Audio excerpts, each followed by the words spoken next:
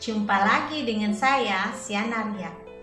Di video kali ini dan di video-video berikutnya kita akan belajar mengenai manajemen pemasaran. Mulai dari apa itu manajemen pemasaran, kemudian bagaimana produk yang baru tumbuh, jaya dan produk atau jasa yang akan mati. Dan bagaimana kita akan melihat dan kita akan belajar serta berdiskusi bersama dengan kondisi perekonomian karena digitalisasi teknologi dan juga disrupsi ekonomi. Kira-kira bagaimana para pebisnis bisa bertahan di tengah kondisi seperti ini? Yuk kita sama-sama belajar manajemen pemasaran. Kalau kita melihat dari katanya manajemen pemasaran berarti ada dua ya.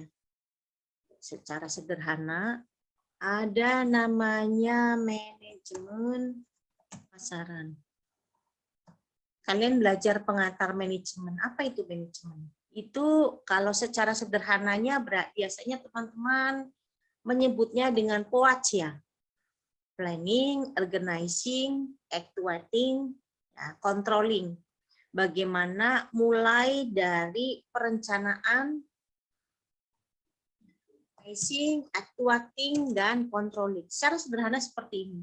Berarti yang akan kita pelajari di dalam manajemen pemasaran bagaimana merencanakan, melakukan proses, ya, mengontrol, mengevaluasi, sampai menciptakan sesuatu yang menjadi tujuan. Seni, ya, seni mulai dari kita merencanakan, dari planning, kita mengorganisasi, ya, kemudian kita mengevaluasi, ya, mengcontrolling, ya, sampai kita mencapai tujuan tertentu. Apa yang kita manajemenin, yaitu pemasaran. Nah, apa itu pemasaran?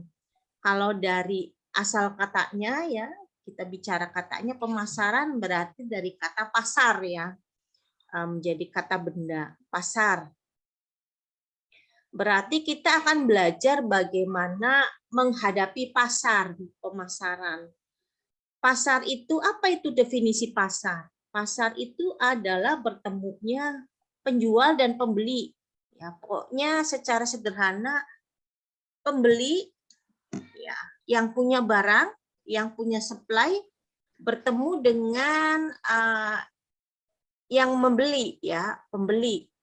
Bertemu dengan demand, bertemu dengan kebutuhan. Ya, di mana nanti kita akan belajar bahwa pasar kemudian berevolusi. Dari pasar yang secara fisik kita ketemu ya di pasar becek gak ada ojek itu, bertemu dengan pasar di dunia maya. Pasar yang kita tidak tahu ini siapa penjualnya, siapa pembelinya. Yang jelas kita bertemu di dunia maya, kita bertemu di dunia aplikasi, kemudian terjadilah transaksi. Misalnya teman-teman beli kopi kenangan ya di aplikasi GoFood atau GrabFood. Pokoknya teman-teman ingin perlu kopi yang jenisnya seperti ini, variannya seperti ini, kemudian disepakati harganya, satuannya, kemudian dibeli, dan terjadilah transaksi. Itulah pasar yang sekarang terjadi. Dan yang kita pelajari sekarang, bagaimana kita melihat evolusi pasar dari yang pasar tradisional, bertemu secara fisik, kemudian pasarnya bertemunya di dunia maya, termasuk juga transaksi untuk pembayarannya ya. Jadi ada evolusi juga di dalam transaksi pembayarannya yang dulu kita menggunakan uang cash, kemudian beralih menjadi uang elektronik. Dan bahwa perubahan evolusi ini kemudian mempengaruhi seluruh sistem bisnis, apalagi di masa pandemi ini ya, di mana bisnis tidak bisa dilakukan dengan strategi yang lama. Ya, bahkan dikatakan oleh para ahli, kalau kita tidak mengejasmen ya, kalau kita tidak menghadapi, kalau kita tidak mengatasi perubahan-perubahan di dalam dunia bisnis, maka yang terjadi kita akan mati. Ya, sudah banyak perusahaan yang mati karena tidak bisa mengatasi beragam perubahan. Ya, perubahan yang teknologi saja bisa bikin mati, apalagi perubahan yang ditambah dengan pandemi. Ya, kita melihat, teman-teman lihat di jalan, banyak bisnis-bisnis baru bermunculan, tetapi nggak berapa lama juga yang mati banyak. Ya, karena menurunnya juga daya beli. Menurunnya daya beli sehingga mau apapun bisnis yang kita lakukan, kalau tidak ada pembeli, ya, kemudian kita tidak bisa menjual. Kita akan belajar bagaimana perusahaan yang berhasil, ya, baik yang besar atau kecil di dunia domestik atau di global, itu harus punya fokus pelanggan yang kuat, ya. Fokus pelanggan yang kuat dan komitmen besar terhadap pemasaran. Bagaimana, ya, tujuan pemasaran kita adalah membangun dan menata hubungan dengan pelanggan yang menguntungkan. Bagaimana semua produk yang kita ciptakan, semua jasa yang kita berikan kepada konsumen kita, itu ada di depan mata pelanggan kita. Sehingga pelanggan tidak punya pilihan selain menggunakan produk dan jasa kita. Ya, jadi sekarang konsumen kita dimanjakan dengan fasilitas, ya, dimanjakan dengan kemudahan-kemudahan, ya, termasuk juga dimanjakan dengan harga yang kompetitif. Nah, bagaimana kita bisa mampu bersaing sementara mungkin kondisi perekonomian, ya, yang sulit gitu, ya. Tetapi kita harus survive sebagai perusahaan, sebagai bisnis. Misalnya di dalam kondisi seperti ini, di mana mungkin restoran-restoran besar yang biasanya kita bisa dine in, bisa makan di tempat, kemudian harus merubah dirinya, ya, bagaimana dia mengurangi jumlah para pengunjungnya, ya, tetapi tetap bisa dinikmati oleh para pembelinya, ya.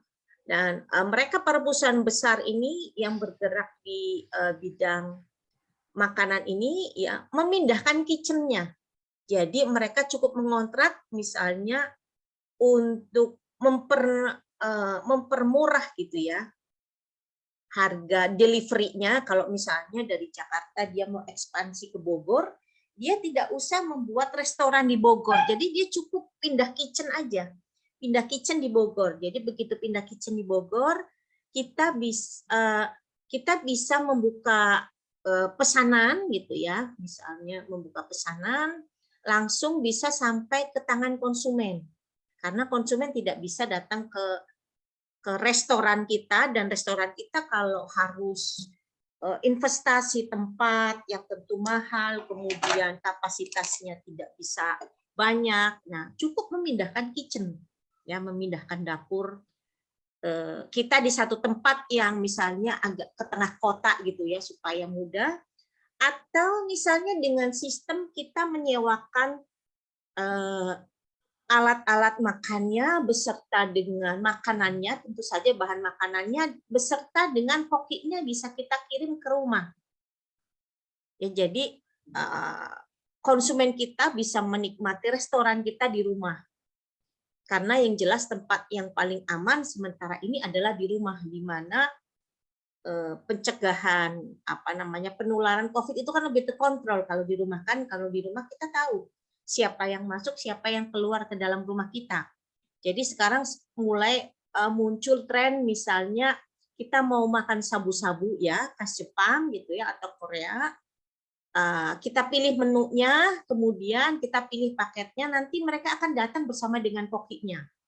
Jadi kokinya itu mungkin hanya kalau kita malas bisa langsung dia memasak di rumah kita, atau kita yang masak. Jadi mereka datang hanya menyediakan kompor, men-setting semua, Bu, ini, nanti kita ceritain gitu, ya. Kalau kompor ini cara operasionalnya seperti apa gitu, ya. Kemudian kecap ini gunanya apa, ya. Saus ini apa, nanti bisa dijelaskan, ya, oleh koki kita. yang datang bersama dengan barang dan makanan. Ya, ini adalah salah satu komitmen bahwa kita fokus ke pelanggan. Bagaimana kemudian pelanggan tetap menikmati bisnis makanan kita, ya, dan berkomitmen kan pelanggannya kemudian punya loyalitas yang tinggi. Wih, kemudian kalau prinsip di dalam pemasaran, kalau Anda merasa tidak puas, ya, katakan kepada kami, para produsen. Tetapi kalau Anda puas, ya, sampaikan kepada teman Anda. Ya, itu prinsip pemasaran. Nah, ini juga inovasi-inovasi yang dilakukan oleh para pebisnis, seperti itulah contohnya. Jadi, kita walaupun punya restoran yang besar, tetapi apabila tidak lincah, ya, tidak agile, kita tidak bisa menghadapi persaingan, apalagi kondisi pandemi ini. Kita tidak bisa diterobos, karena begitu kita menerobos aturan, maka kita menerobos prokes. Kalau kita menerobos prokes, yang ada bisnis kita bisa ditutup, gitu ya. Resikonya sangat tinggi. Nah, bagaimana kita bisa tetap survive di masa pandemi? Nah, inilah yang kita akan banyak diskusikan kepada teman-teman mengenai kondisi dunia pemasaran sekarang, dan bahwa pemasaran yang sekarang ini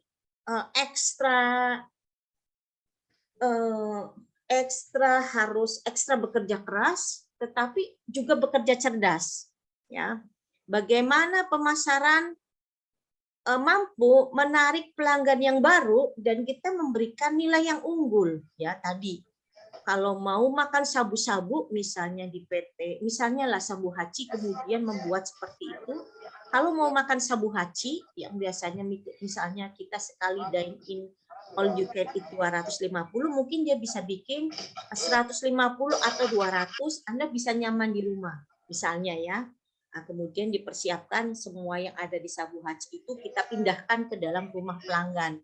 Jadi untuk melayani pelanggan misalnya butuh 1 mobil, gitu ya, di dalam 1 hari, kemudian diatur perlu berapa mobil. Perusahaan tidak perlu harus membeli operasional mobil untuk mengantarkan makanan, tetapi cukup bisa sistem sewa, ya, yang lebih murah.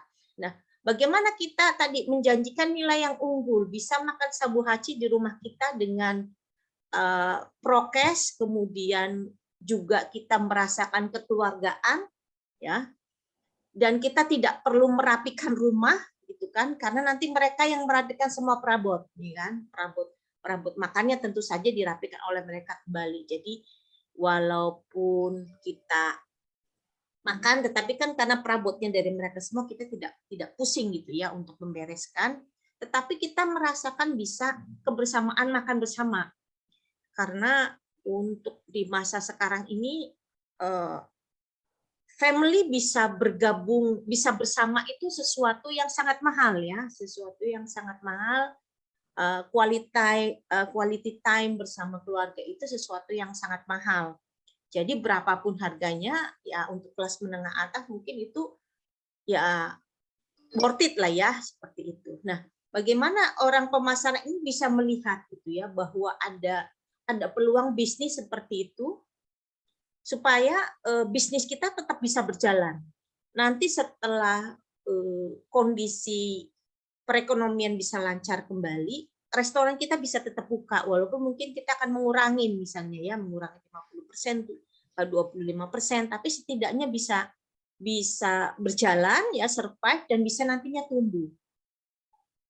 Kemudian bagaimana pemasaran beroperasi tadi di lingkungan yang global dan dinamis dan membuat strategi, ya, memenangkan masa, ya, di masa yang tadi berkembang dengan cepat. Gimana sih caranya, ya? Bagaimana kemudian kita melihat perusahaan seperti Gojek, ya, bisa bertahan dengan bagus, gitu ya, bahkan bisa merambah tadi saya ceritakan ke dunia perbankan. Kita lihat berapa banyak uang yang beredar di situ, ya. Kalau kita taruh GoPay, kita taruh OVO, itu kan bukan bank mereka. Tetapi mereka sebenarnya menghimpun dana, ya, menghimpun dana dari masyarakat yang nantinya dipasarkan ke tenan-tenan mereka. Sehingga kalau kita merchant kita bergabung di GoFood, di GrabFood, apa keuntungannya? Ya, kita gratis ikut GoFood, hanya misalnya menambah 20% dari total, hanya mengurangin ya total 20% dari keuntungan, ya, tetapi bisnis kita tetap jalan gitu, walaupun restoran kita berkurang, tetapi bisnis kita tetap jalan, dan kita bisa melihat itu, ya, melihat pangsa pasar itu, bahwa walaupun mungkin kita tidak langsung terima uang cash, karena kalau kita menjual secara online di GoPay, ya, sorry di GrabFood, kita mungkin dibayar, sekarang sih dibayarnya per hari ya. Kalau dulu sempat 2 minggu ya, sempat 2 minggu ditahan. Ya, tapi setidaknya kita pasti dibayar gitu kan. Tidak mungkin, sementara ini kan tidak mungkin Gojek melarikan uangnya ya, karena banyak UMKM yang di situ ya, UMKM yang bekerja sama dengan Gojek. Nah, bagaimana kita bisa melihat itu? Karena tren bisnis sekarang kita tidak bisa bekerja sendiri, teman-teman ya. Perusahaan-perusahaan besar seperti KFC, McDonald, yang dulu Pizza Hut ya, kita ngomongin restoran nih, yang dulu mereka punya delivery man, ya mereka bisa, kalau zaman dulu kan mereka berjaya sekali ya, zaman sekarang juga mereka berjaya untuk karena punya armada delivery. Jadi kalau kita pesan KFC ya di harga sekian ya, di pembelian sekian, kemudian kita misalnya gratis gitu ya, delivery. Tetapi untuk perusahaan-perusahaan yang tadi misalnya kita misalnya startup baru membuka bisnis kopi gitu, kita tidak punya armada delivery ya, kita harus bekerja sama dengan GoFood ya, dengan GrabFood yang punya armada delivery. Nah, artinya tadi ya, kita harus tadi bisa bahwa di lingkungan kita memang itulah yang terjadi. Dan ada sesuatu yang luar biasa, bagaimana kita bisa membeli barang di China ya, di tempat lain juga mungkin ya, pernak-pernik itu yang mungkin bisa dibeli kita dengan harga 2.000 3.000 gitu ya. Dalam waktu saya pernah beli tongsis, stand kamera seharga 100.000, dia bisa dalam waktu 5 hari seharga 100.000, yang mungkin barangnya mungkin harganya sekitar 70.000 mungkin ya, deliverynya 30.000, hitunglah seperti itu. Tetapi kan tidak mungkin kita dari China kemudian mengirimkan barang ke Indonesia hanya stand begitu, stand handphone, stand kamera seharga 30.000, nggak masuk di akal. Tetapi yang terjadi adalah kalian dengan mudah ya mengirimkan barang juga dari sini ke China ya, dari sini ke luar negeri dengan harga yang sangat murah gitu ya. Kalau kita pikirkan di dalam konsep bisnis nggak masuk gitu. Betul nggak?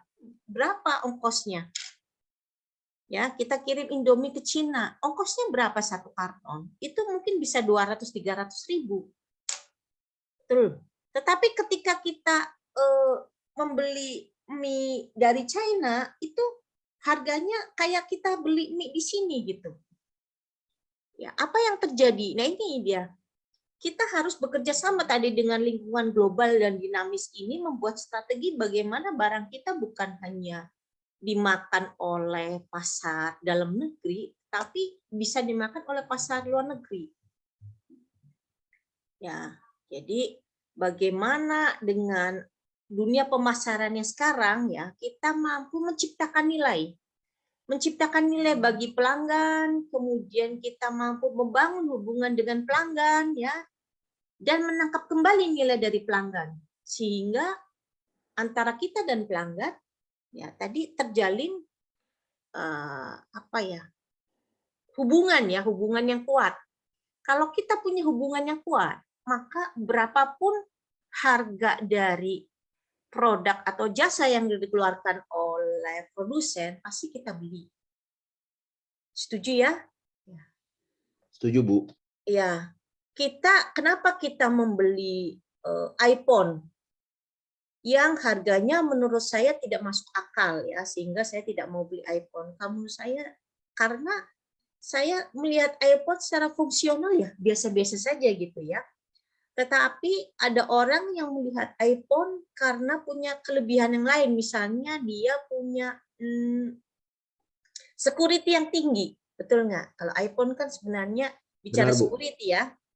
Kalau Benar, Bu. bicara teknologi, so-so lah ya dengan Samsung misalnya kita bicaranya seperti itu. Tapi security yang di keamanan data yang ditawarkan oleh iPhone ini kan lebih tinggi, betul nggak, daripada Benar, yang Bu. Samsung. Dia yang menawarkan pertama kali, Bu. Ya, security ya. Jadi kalau data kita isinya misalnya itu ya, kalau kita orangnya porno, kemudian banyak video-video porno, kita taruh di iPhone, kemudian iPhone kita hilang, kita panik enggak sih? Jujur, enggak kan? Enggak. Karena begitu Aman, Bu. iPhone kita dipegang oleh orang lain, kemudian dia tidak bisa membuka isinya itu jadi kayak benda tidak berharga, betul nggak iPhone-nya? Nah, itulah yang ditawarkan. Nah, itu kan ditawarkan. Misalnya saya sebagai pemilik perusahaan ya, yang uangnya sudah nggak ada serinya, buat saya iPhone murah karena worth it. Data apapun yang saya taruh di iPhone, mau iPhone saya dicuri orang, saya tidak akan takut karena mengambil iPhone saya, data itu sudah tidak ada lewat tempat itu. Sehingga kalau secara ekonomis ya, kalau kita orang-orang ekonomis berpikir bahwa apa sih hebatnya iPhone gitu ya. Nah, tapi itulah ya yang dijual lebih. Bagaimana karena nilai yang di iPhone itu yang tidak ada di merek lain ya, produsen lain. Dan kita menangkap kembali bahwa kepercayaan pelanggan, oh iya ya, pelanggan itu percaya karena ini tadi ya security data yang aman sekali. Itu tadi pembelajaran perkuliahan kita mengenai manajemen pemasaran. Kalau saudara atau teman-teman merasa video ini bermanfaat, silahkan share kepada teman atau rekannya dan berikan like, subscribe, atau komen di video ini. Mari kita sama-sama terus belajar, jangan pernah menyerah, dan salam pembelajar.